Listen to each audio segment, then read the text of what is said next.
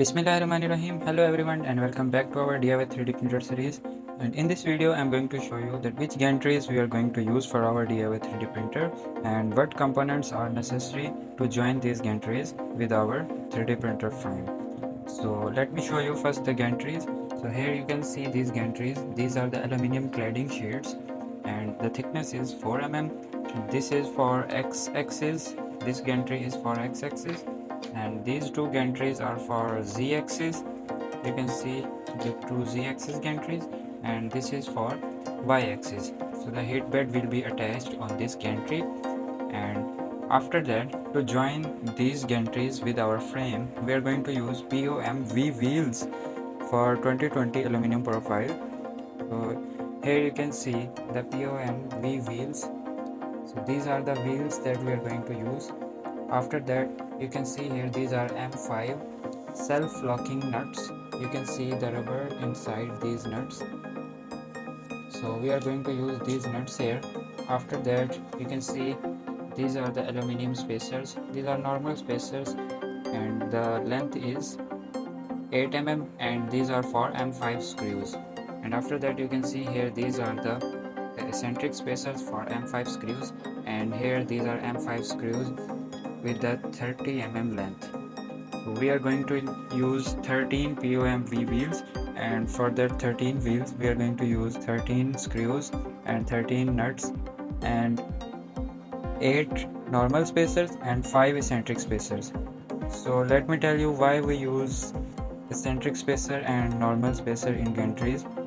First of all, let me connect these wheels on the gantries. After that I will explain that why we use eccentric spacer and normal spacer on these gantries. Now you can see that I have attached the POMV wheels on the gantries. So these gantries are now ready. So we will attach these gantries on the frame. First of all, let me show you the eccentric spacers that we have used in gantries. So you can see here on this Z gantry, we have used 2 normal spacers and 1 eccentric spacer. So when we will attach this gantry, so we will slide it like this. So we attach eccentric spacer so that we can tight or loose the gap between these two wheels. Here you can see the gap between these two wheels so that we can easily slide this from the aluminum profile. So here is the frame that we made in our previous videos.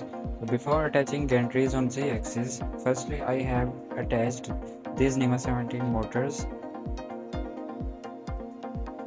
So I have attached these NEMA 17 motors earlier because it would be difficult later to slide these nuts from here. So that's why I have attached these motors earlier. So now we will attach these Z-axis gantries from these profiles.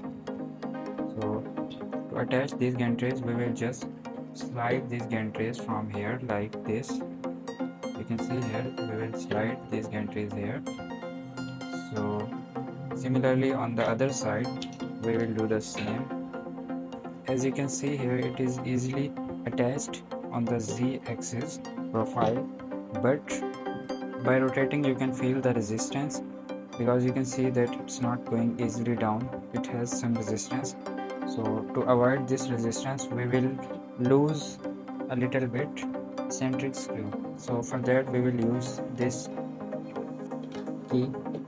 So we will lose this screw. Now you can see it's sliding down easily. So similarly on the other side we will do the same. Now you can see it's going down easily. Now Z-axis gantries have been placed on the profiles. Now we can attach the upper profile on the frame. So if after that our frame will be closed, and similarly we will attach the Y-axis gantries here. You can see here we have 4 wheels on the Y-axis gantry. The 2 spacers are normal spacers and 2 are eccentric spacers. So we will just slide it down on this profile. You can see here it is easily sliding, but you can feel the wobble in this gantry. So we will tight the eccentric spacer to remove this wobbleness. Now you can see that after tightening the eccentric spacer, you will feel no resistance or any wobbleness in the y-axis gantry. You can see it's not vibrating or wobbling now. So now we will attach the top frame on the aluminum profile frame. Now our frame is completed and z-axis gantries are also installed. So we will attach now x-axis profile on these gantries like this. So I have already installed these screws with the normal spacers and T-nuts so that I can easily attach x-axis profile on the gantries like this. So let me attach this profile on the gantries first. Now our frame is ready and the x-axis profile is also attached, so that now we can attach this x-axis gantry on the profile here like this. You can see it has been easily sliding on this profile. So our gantries have been placed on the frame and also our frame is completed. So after that we will attach the necessary 3D prints that are going to be used on the frame, and after that we will start wiring and installing electronics components. Now I have also attached the feet on the base of our 3D printed frame.